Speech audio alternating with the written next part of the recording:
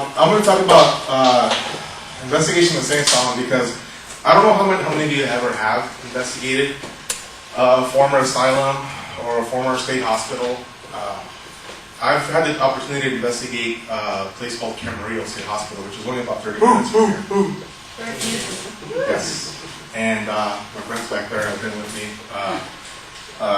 many times. And for 10 years, I had a chance to investigate this hospital and most of the units there. And back when I first started going there, the place was closed in 1997. I'll get into some of the history. But anyhow, back when I first started going, the place was wide open. You can just basically walk up to any door and just open and walk right in. Yeah. And now it's closed down, it's locked down, it's Cal State University, you can't get in there anymore. But I would say that this is the most active location, paranormal active location anywhere in the world. You know, I would put it up against anything. But anyhow, let me get into the PowerPoint here because I have a lot of slides. Okay. Has everybody seen this movie? Session 9? Yes, my favorite. No. One of my favorites. This movie is one of my favorites because it involves, you know, if you haven't seen it, but it's fictional, but it takes place inside Danvers, the former Danvers State Hospital, which is in New England. And it involves, you know, I believe 5 people that, you know, go in there and, you know, go there and do a job, but within a week, the place just basically possesses them, you know, and there's so many things that factor into it, stress and just many things that affect these people, you know, and I can kind of relate to that as an investigator because going into Camarillo State Hospital many times has affected me, and it has affected a lot of other fellow investigators that have gone in there because it's just something that we constantly think about. But there's also a special feature on this DVD, if you haven't seen it, where the actors talk about their experiences filming this movie inside Danvers State Hospital, where it was just affecting them. You know, one of the stars of the movie talks about where they were shooting a scene up in the roof, and for just a fraction of a second, he said he felt like he wanted to jump off the roof. He doesn't know why. He said he didn't have any thoughts of suicide or anything. He just like, what would it be like to just jump off the roof? He's like, I don't know why the hell I was thinking that. But it just came to me. It was just a curiosity. And that came from this building. This building was telling me. Something was telling me, do it. Just try it. You know, and I can kind of relate to that as well because there's been times at Camarillo where I've been in some of the units, in some of the former patient rooms, and I've been standing there looking out the window, through a barred window, just looking at the courtyard. They're just staring there, and thinking to myself, like, I need to stay here. I felt like I was a patient there, like I needed to stay. You know, and it just lasted maybe a few seconds. And I just kind of snapped out of it, and I was like, you know, what was I thinking that? You know, I'm not crazy, but you know, we have to be a little crazy as investigators to do this. Chemically induced seizures, again, very popular drug at the time. It's called Metrazole. I don't know if you guys ever heard of that, but it was a shot that they give the patient, and it would go into instant seizures.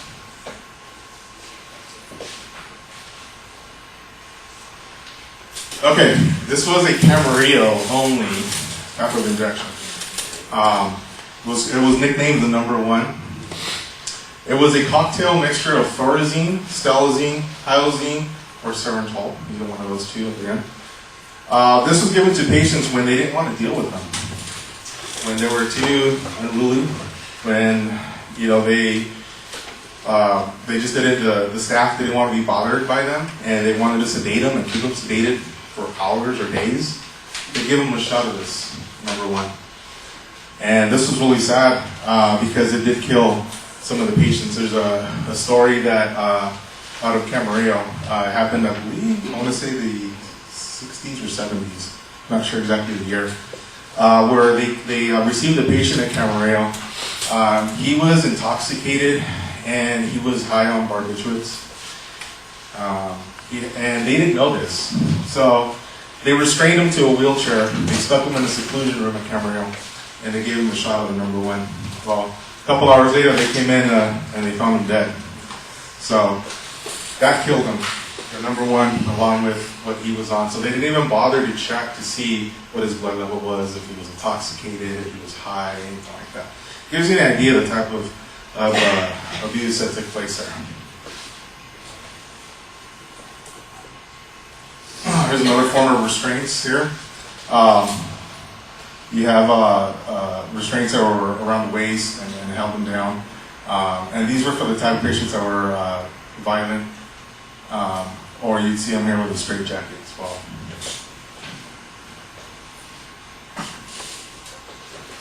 Seclusion. This was taken at Camarillo. These were seclusion rooms where they keep the patients in a small little room where you can barely fit a twin-size bed. There wasn't very much room in there, but this is where they kept a lot of them.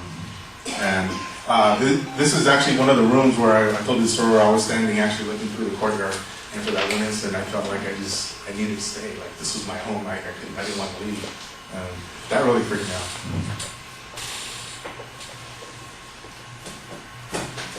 Okay. Before I get to the actual picture of the grounds at Camarillo, the Kirkbride plan. Most of the asylums that you've seen, or that you know maybe used to seeing, are designed in this manner. And Dr. Thomas Story Kirkbride came up with this plan of the design of asylums. And he was a superintendent at the Pennsylvania State Hospital for the Insane in the 1920s. And he came up with this idea of building an asylum like this, with the administration building being in the front here, in the middle, and then you have crooked looking, almost like backwards, on each side, one being a male ward, or male side, and then one being a female side. Okay. And this was meant so that each building could have its own direction of sunlight, wind, and everything like that. And they went up as high as 10, 12 stories in some cases. But most of the insane asylums back east, in the east and the Midwest, are designed in this manner. Okay, the city within the city, architecture of a snake pit. This is Camarillo State Hospital. These are the grounds here. So as you can see, it's totally different from the Kirkbride plan. You have the what's known as the South Quad here on this side here, then the North Quad group of buildings. You have the RT building on the top. I'm sorry, to the other side here, you have places like the laundry, the receiving area, and then off in the distance, you can't see it here, but off to the north. About the northeast side of Mountain Time. Well, I don't say all the time, but it's kind of random when it does happen. But it's happened to several people that will all of a sudden just go into a channel-like state and start to pick up on the emotions of the spirit that's there. And a lot of times it's just sadness. And for most of the people that have gone to Camarillo, the sense that they get is that they need to stay. They can't leave. They feel like, no, this is my place. I'm staying here, even for whatever long it takes, an hour or two. But they feel the need to stay. So that's something that we try to get investigators prepared for when you go into these places like this, that you will feel like this, even if you're not psychic. A lot of these people that are investigators that have gone with us are not even psychic, but they become psychic, they become sensitive, just like I feel like I did when I first started going there. I didn't feel like I was psychic at all, but then I started feeling, I started picking up on a lot of things. I became very okay. This one's freaky. Inside unit number 34, and we captured this one of a male. Sounds like it says hello there.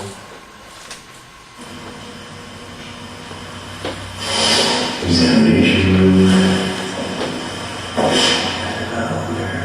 Yes, that's the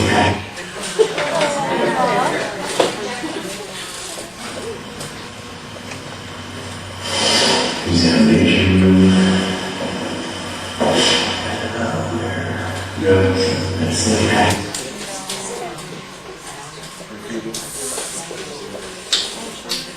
Okay, this was taken the same day, and this EVP was captured, and it was heard audibly just within a few feet of us.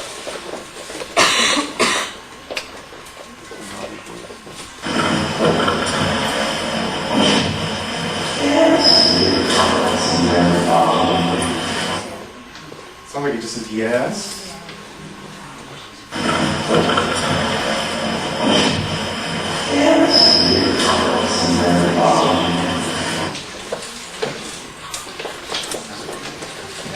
Okay, there's one that just says get out of here.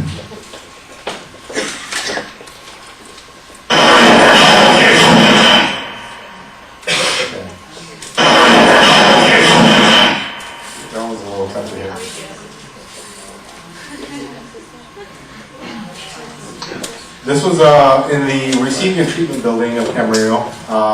Captured what sounds like a little girl saying, "Kill the bastards."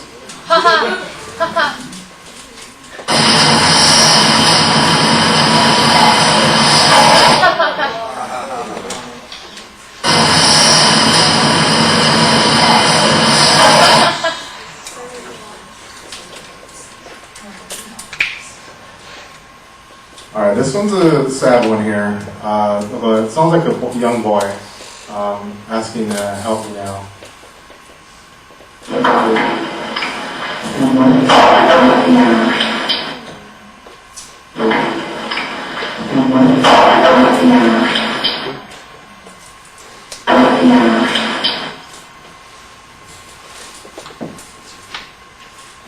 Yeah, here's an example of how they are able to recognize us by name, after going for so many times.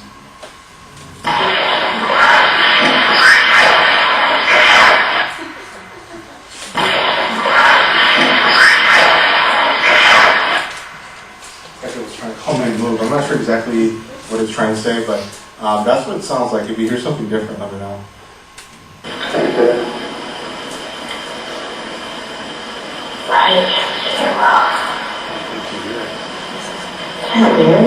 Yeah, coming up.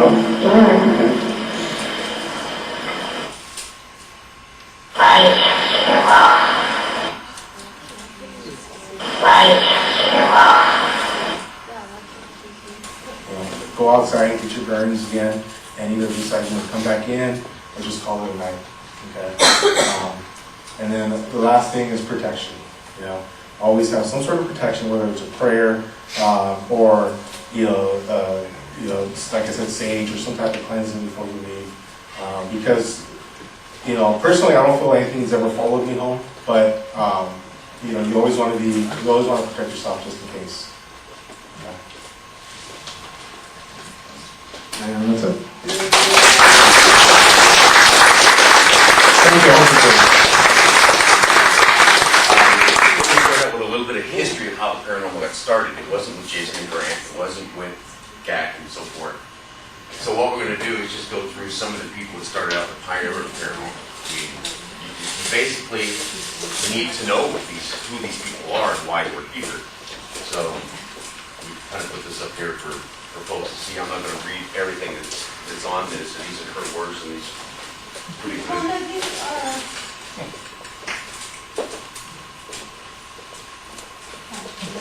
Yeah. Anybody know the Ghost Club? No? I know someone that knows because she looked it up after I showed it to her. It actually started back in the mid-1860s where there was a group founded particularly to go and take on mediums. They did debunking. Their basic thing was to debunk. And what? It was created by the gentleman.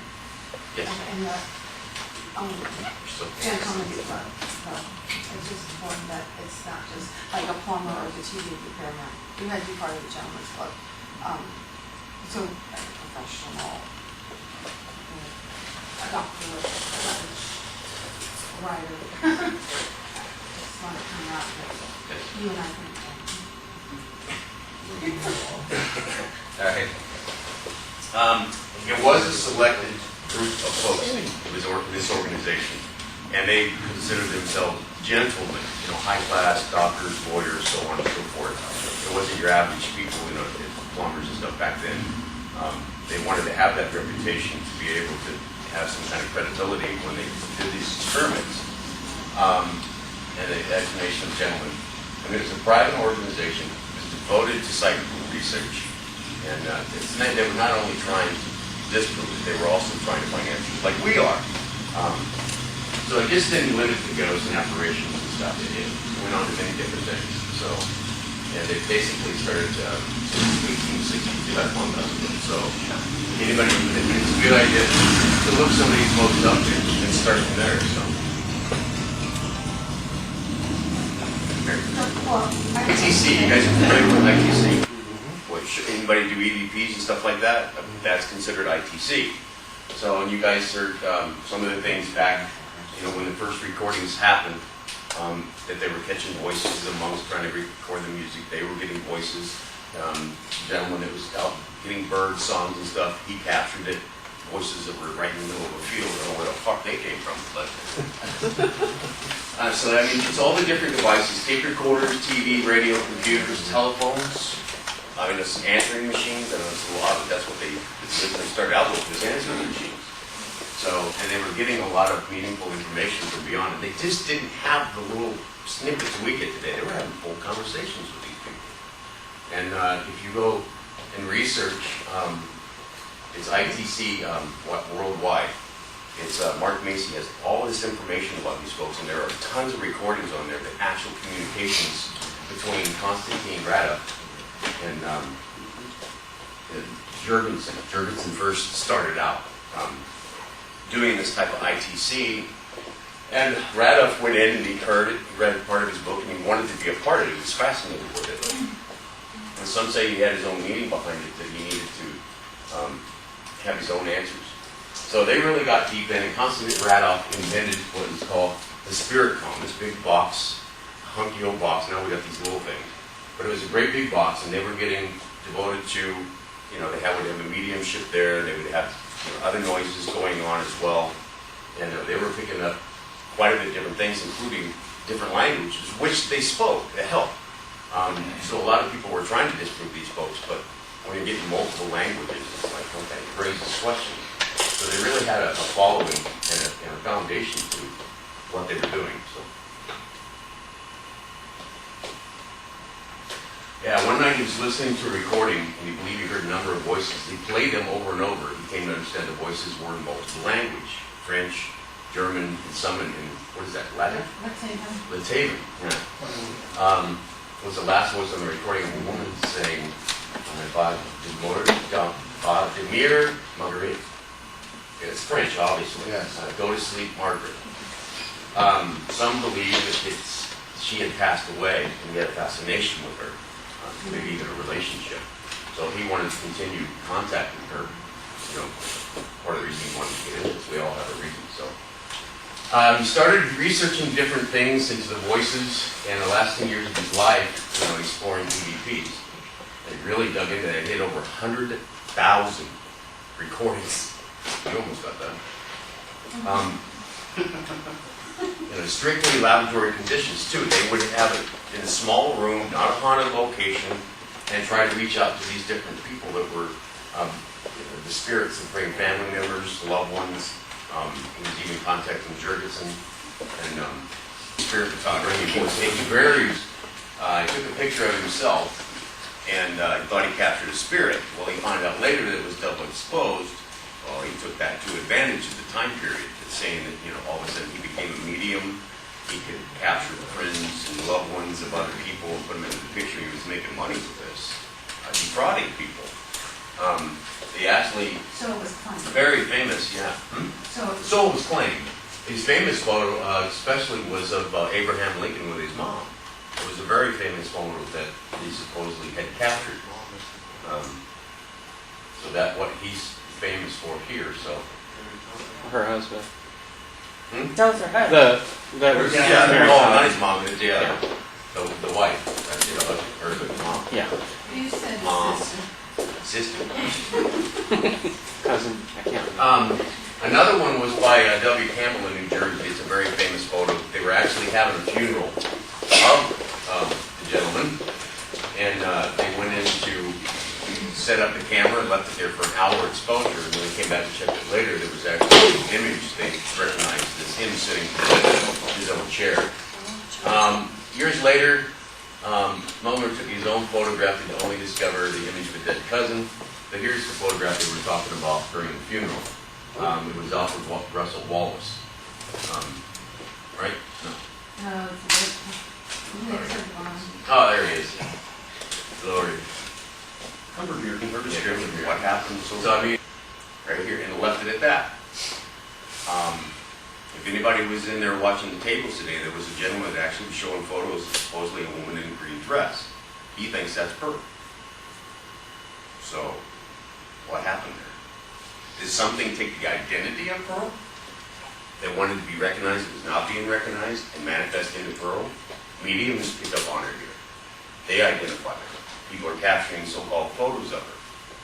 So what did we create? The question is, did something come from another dimension here, or is it a previous spirit, or did we actually create her with our own thoughts and talking about her and creating her, where we got the idea from Peter James? We didn't want it to succeed, but obviously it looks like it's happened.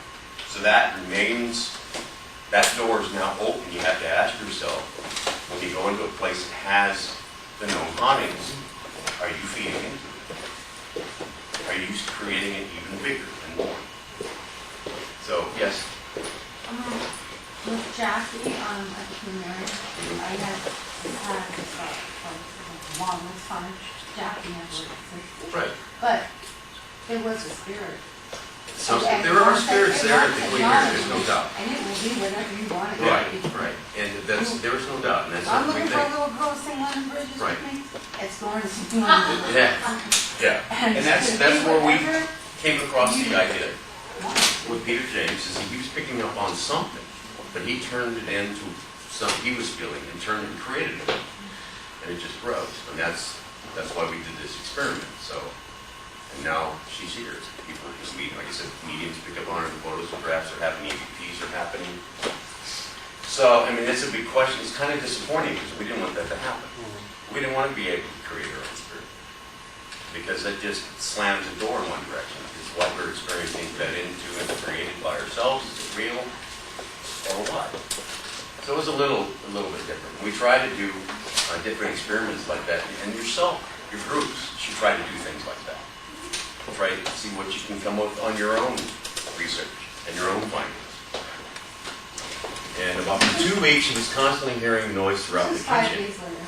5 days later. 5 days after that. She was constantly hearing noise and stuff in the kitchen, so she put up one of those little hunter cameras. You know, triggers it off when you go by it. Trap camera? Trap cameras, yeah, exactly. And she captured this. So, and she says this is her mom. Okay? So I said, well, give me some photographs of your mom, especially during the time that right before she passed it, of cancer. Maybe close to this. So that's her before good health, and this is her later. What's that? You can't send that extension. There's a video that wants to like that machine. They I don't don't have have a it. video. Oh, so maybe Just hit. just hit the comment picture. Right, hit that, and if I hit Just enter. click on it. So I hit enter. Let's see, don't have to. Okay. You guys see any kind of resemblance? Well, I personally, I do. I really examined this photo, and it's a very interesting, just the stuff that she was experiencing at the time. So, and she said that her mom was constantly in and out of the kitchen. Can you go back to the previous shot for a Yes, second? The full we go shot? back. So her mom's ghost is only 3 times as tall as a bottle of, Yeah. of hand lotion? Handles. That's her vacuum. Yes, her vacuum. So she's, I'm against the wall, yeah. She was packing so then her she's, things up. yeah, then she's somewhere between 9 and 12 feet tall. Because she is No, bad. she didn't. She's closer Just close it.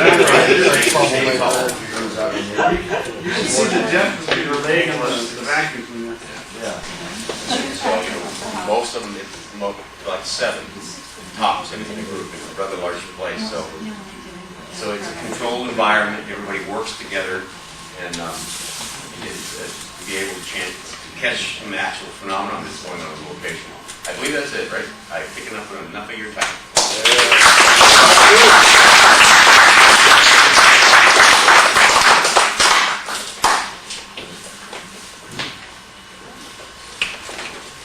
Well, I don't need to tell you what I need to do right now. Smoke! Joining Have a drink. No, I appreciate you guys hanging out.